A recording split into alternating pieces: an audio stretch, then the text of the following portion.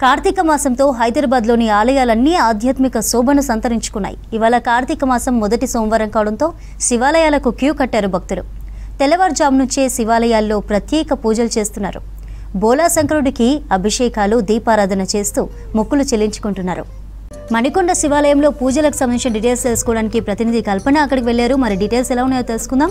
కల్పన, కార్తీక మాసం మొదటి సోమవారం ప్రత్యేకత ఏంటి? ఆలయాల్లో పూజలు ఎలా జరుగుతున్నాయి? భక్తుల తాకిడి ఎలా ఉంది? చంద్రిక, హరహర మహాదేవ శంభో శంకర అంటూ కూడా శివాలయాలన్నీ కూడా మారిమోగిపోతున్నాయని చెప్పుకోవచ్చు. కార్తీక మాసం అంటేనే గొప్ప మాసం, ప్రత్యేక విశిష్టత ఉందని కూడా చెప్తూ ఉంటారు. మరి అట్లాంటి కార్తీక మాసం, అదేవిధంగా కార్తీక మాస సోమవారం మొదటి సోమవారం అవ్వడంతో ఉదయం నుంచి కూడా భక్తుల కోలాహలం కనిపిస్తూ ఉంది. నగరంలోని ప్రస్తుతం నేను మణికొండలో ఉన్న రామలింగేశ్వర స్వామి ఆలయంలో ఉన్నాను. ఈ ఒక్క ఆలయం అనే కాదు, నగరంలో ఉన్న వివిధ ఆలయాలలో కూడా మనకు భక్తుల కోలాహలం అనేది కనిపిస్తూ ఉందని చెప్పుకోవచ్చు. ఉదయం నుంచి కూడా పెద్ద ఎత్తున మహిళలంతా వచ్చి స్వామివారికి దీపారాధన చేస్తూ ఉన్నారు. ప్రత్యేకమైన అభిషేకాలు కూడా చేస్తూ ఉన్నారు. ఇక ఈ రోజు సోమవారం అవ్వడంతో కూడా దాదాపు ఈ కార్తీక మాసం చూసుకున్నట్టయితే దాదాపు 4 సోమవారాలు కూడా రావడం జరిగింది. ఈ 4 సోమవారాలకు సంబంధించి కూడా ప్రతి సోమవారం కూడా పెద్ద ఎత్తున భక్తుల రద్దీ అయితే కొనసాగే అవకాశం ఉంది. ఇక ఈ రోజు మొదటి సోమవారం అవ్వడంతో కూడా ఉదయం నుంచి కూడా శివాలయాలన్నీ కూడా భక్తులతో మారిమోగిపోతున్నాయని చెప్పుకోవచ్చు. పెద్ద ఎత్తున భక్తులంతా కూడా వస్తూ ఉన్నారు. స్వామివారికి సంబంధించి కావచ్చు అభిషేకాలు చేస్తూ ఉన్నారు. ఇక ఆలయంలో కూడా ఉదయం నుంచి రుద్రాభిషేకం, ప్రత్యేకమైన అభిషేకాలు, ప్రత్యేకమైన పూజలు, రుద్రాభిషేకాలు కూడా జరుగుతూ ఉన్నాయి. మరి మనతో పాటు కొంతమంది భక్తులు ఉన్నారు, వారితో కూడా మాట్లాడతాం. ఎక్కడి నుంచి వచ్చారు, ఏంటి, దాంతోపాటు స్వామివారికి సంబంధించి దర్శించుకోవడం ఈ రోజు మొదటి సోమవారం ఏ విధంగా ఉందో తెలుసుకుందాం. అమ్మ చెప్పండి అమ్మా, మీ పేరు, ఎక్కడి నుంచి వచ్చారు? లీలావతి అండి నా పేరు. మణికొండే హరివిల్ అపార్ట్మెంట్స్ నుంచి వచ్చాము. కార్తీక మాసం అంటేనే చాలా విశిష్టత ఉందని చెప్తూ ఉంటారు. సో ఈ కార్తీక మాసం కావచ్చు, మీరు ఎట్లాంటి నియమ నిశిష్టలు పాటిస్తూ ఉంటారు? ఏముందండి, ఉపవాసం ఉంటాము. సోమవారము ప్రాతకాలం లేయడం, ఉదయాన్నే లేచి తలస్నానం చేసి దేవుడి దీపం పెట్టుకొని అవన్న గుడికి వచ్చి ఇక్కడ అభిషేకము, ఇక్కడ ఉసిరి చెట్టు కింద అంతా దీపాలు పెడతాము. ప్రతి సోమవారం ఈ అభిషేకం అయితే చేయిస్తాము. రోజు గుడికి వస్తాము, దండం పెట్టుకొని వెళ్తాము. ముఖ్యంగా చూసుకున్నట్టయితే మీరు ఎన్ని సంవత్సరాల నుంచి ఈ కార్తీక మాసం పాటిస్తూ ఉన్నారమ్మా? నాకు వచ్చినప్పటి నుంచి అండి, మా చిన్నప్పుడు అమ్మ వాళ్ళతో కలిసి, ఇంకిప్పుడు నేను సొంతంగా ప్రతి కార్తీక మాసం గ్యారంటీ పూజలు చేసుకుంటాము. చాలా ముఖ్యంగా. మరి ఈ రోజు ఉదయమే వచ్చారని చెప్తూ ఉన్నారు. ఎలా ఉంది ఇక్కడ భక్తుల రద్దీ కావచ్చు ఈ ఆలయంకి సంబంధించి? రద్దీ అయితే ఉందండి, కానీ సౌకర్యాలు బాగున్నాయి. బాగా హాయిగా దేవుడి దర్శనం బాగా జరిగింది, అర్చన బాగా జరిగింది, అభిషేకాలు బాగా జరిగాయి. బాగుందండి, అంతా బాగుంది. మీరు ఎన్నేళ్ల నుంచి ఉపవాస దీక్షలు పాటిస్తూ ఉన్నారు? అంటే సాయంకాలం కూడా మీరు దీపారాధన చేస్తూ ఉంటారా? ఉదయం సమయంలో దీపారాధన చేస్తూ ఉంటారా? ఉదయం చేస్తాము, మధ్యాహ్నం ఏమైనా తినేస్తామండి. పూజ అయ్యేంతవరకు ఏం తినము.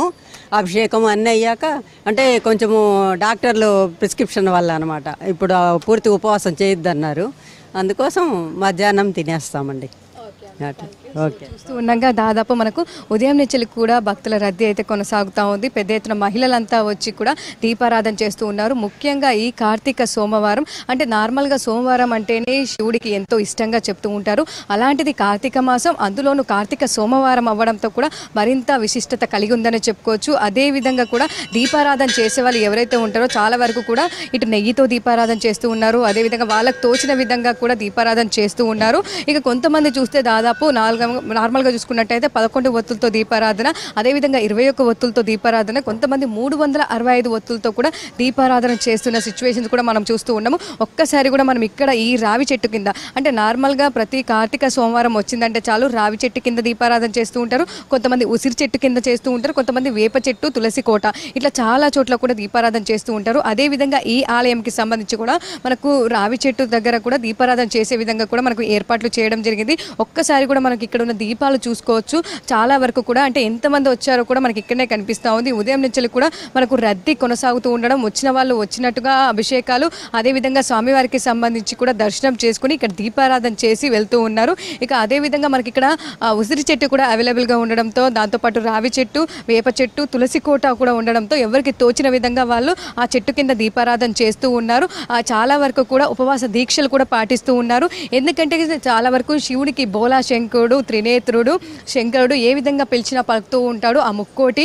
సో అట్లాంటి దేవునికి సంబంధించి కూడా ఈ రోజు కార్తీక సోమవారం రోజు నియమ నిశిష్టలు పాటిస్తూ దీపారాధన అభిషేకాలు చేస్తే కోరిన కోరికలు తీరుతాయని చెప్పేసి చాలా మంది నమ్మకం. దీంతో ఉదయం నుంచి కూడా వస్తూ ఉన్నారు, స్వామివారి దర్శనం చేసుకుంటూ ఉన్నారు. అదేవిధంగా అభిషేకాలు కూడా మనం చూసుకోవచ్చు. దాదాపు ప్రత్యేకంగా అభిషేకాలు చేస్తున్న సన్నివేశాలు కూడా మనం చూసుకోవచ్చు. సో ముఖ్యంగా చూసుకున్నట్టయితే ఈ రోజంతా కూడా కార్తీక సోమవారం సంబంధించి మనకి ఈ ఆలయం అనే కాదు, దాదాపు నగరంలో ఉన్న అన్ని ఆలయాలలో కూడా భక్తుల రద్దీ కొనసాగుతుంది.